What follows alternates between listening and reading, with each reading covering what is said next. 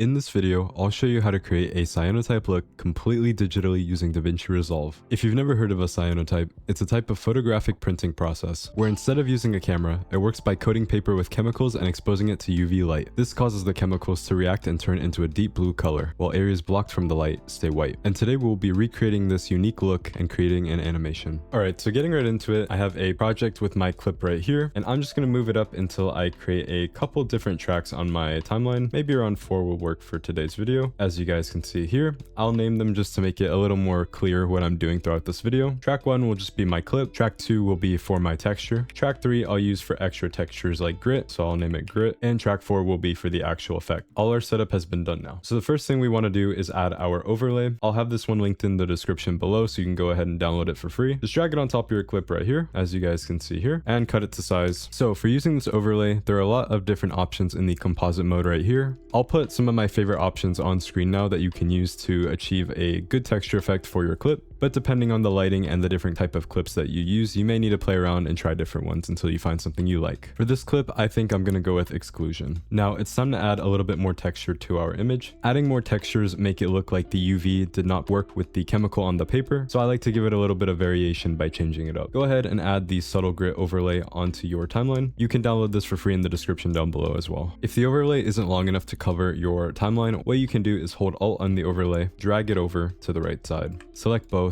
and then compound clip them. And now you can adjust it to any length you want. For this clip, I think I'm going to go into the composite section at the top right, select composite mode, and change it to add. And now we have a little more speckle texture onto our image. And I'm just going to cut it down to size as well. Now it's time to make the blue cyanotype look that you've been waiting for. Go ahead into your effects panel and add an adjustment clip over everything on the 4th layer. Right click and go into Fusion. Go ahead and hit Shift Space inside of Fusion and add a grain node and turn down the grain size a little bit to give it some more detail. I like around 0.5. Now on the line that goes out from the grain to the media out, hold Alt and click to create a pipe router. Now add these 3 nodes, a bitmap node, a fast noise node, and a merge node. Put the bitmap on top with the fast noise under it and the merge into your node tree. Now select the bitmap and plug it into both of the gray nodes on the fast noise input. Make sure it's not on the blue mask input. Now go up to the bitmap node and change it from fast Gaussian to Gaussian, and change the channel from alpha to luminance. Now head down to your fast noise, change the detail to 0 and the brightness to 1, and change the scale to 1. Now go over to the color tab at the top. From here, click on gradient and then add another point right after the black point where the gray is, and drag the white to the left. Now we need to add in our cyanotype colors. This is how we get the colored chemical print look onto our image using the gradient. So select the black point and then click on it. If you check the description below, I'll have a few color codes that you can use to get the exact perfect color. All you have to do is go in the description, copy paste them into the HTML color at the bottom here. So for the first one, we're going to use this color code. Then for the second, we're going to use the next one. And for the white, we're going to use one more. And now we want to change the repeat to ping pong and the offset to 0.5. Now we have our image mapped out here, and we can simply play where the points are to affect how much contrast we have.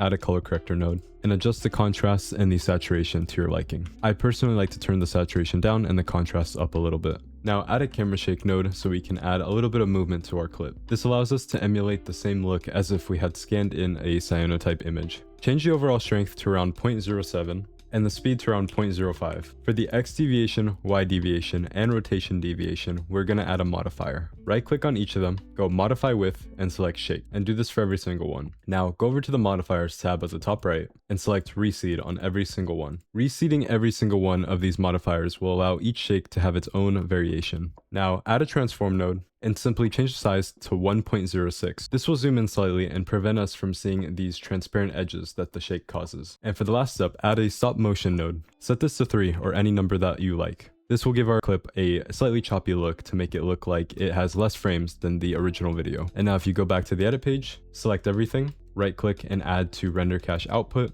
Go up to playback, render cache, and set it to user. It will cache all of our clip and you'll be able to play back your video once the red line turns blue. Alright, now if you full screen it and play it back, as you can see, we've created a realistic cyanotype style effect. If you'd like to see more editing or creative style content in the future, please subscribe to the channel. It would help me out a ton and I'd love to see you guys again. But anyways guys, thank you guys so much for watching and I'll see you next time.